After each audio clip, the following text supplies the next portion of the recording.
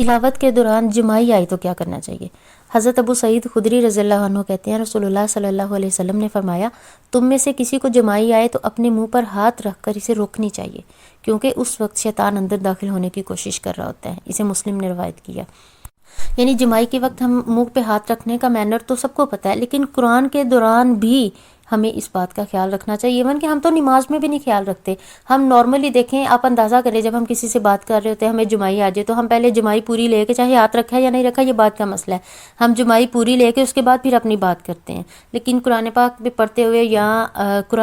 یہ نماز پڑھتے ہوئے ہم کیا کرتے ہیں، ساتھ ساتھ دیکھیں موسٹلی لوگوں کو آپ دیکھیں، آپ اپنے آپ کو دیکھیں آپ ایسے کرتی ہیں کہ نہیں، ہم جماعی لے رہے ہوتے ہیں، جماعی کے ساتھ ساتھ ہم پڑھ بھی رہے ہوتے ہیں، اور جماعی لیتے لیتے ہماری تھوڑی سی آواز بھی پڑھتے وقت بعض اوقات اونچی ہو جاتی ہے، جو اس بات کی علامت ہے کہ آپ جماعی کے دوران رکے نہیں، آپ پڑھتے رہے ہیں۔ تو دیکھیں جس اللہ سے ہم بات کر رہے ہیں، جس اللہ کا ہم کلام سن رہے ہیں، اس کے دوران ہمیں یہ نہیں مینر کہ ہم جماعی تو پوری لے لیں اس کے بعد ہم بات کریں یا اس کی بات سنیں۔ ہم یہ بھی نہیں کہتے، یعنی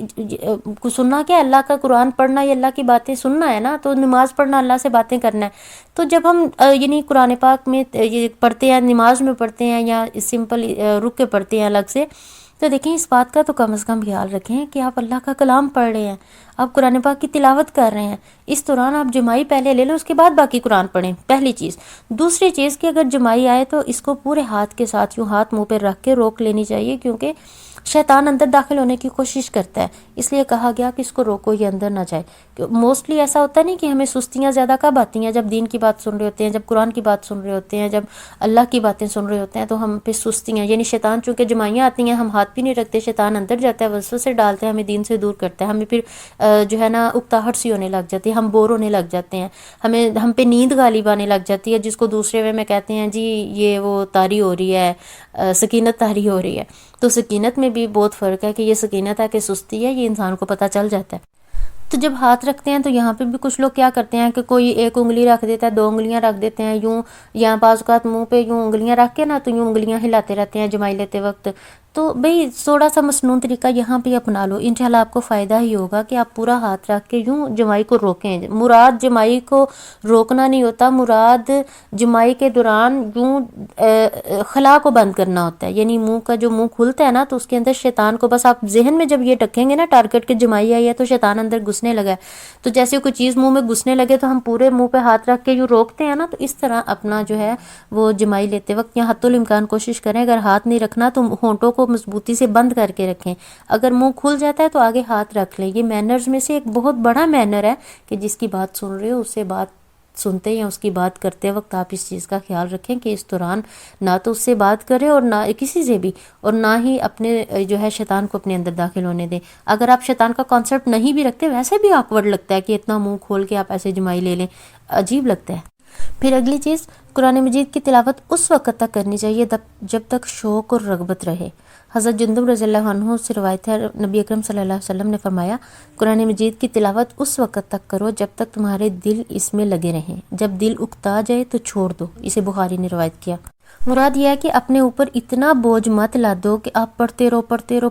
ایون کہ آپ کا جسم تھک چکا ہے، آپ کے جسم کی اب یہ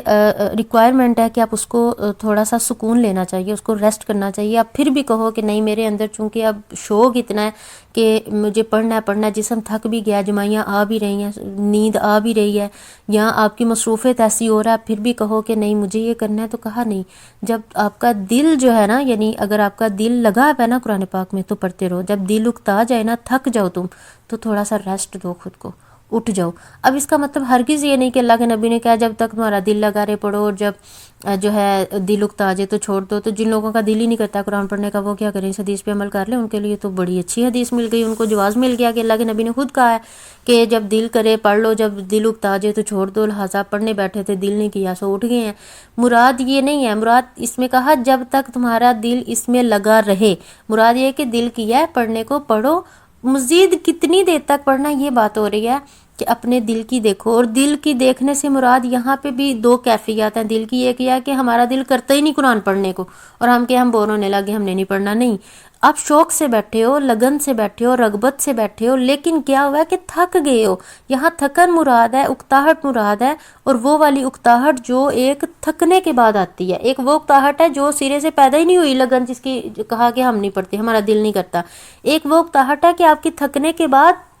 یعنی جو ہے وہ آنے لگی ہے, تو کہا کہ اب بس کرو, اس کے بعد اب پڑھنا. یہاں یہ مراد ہے.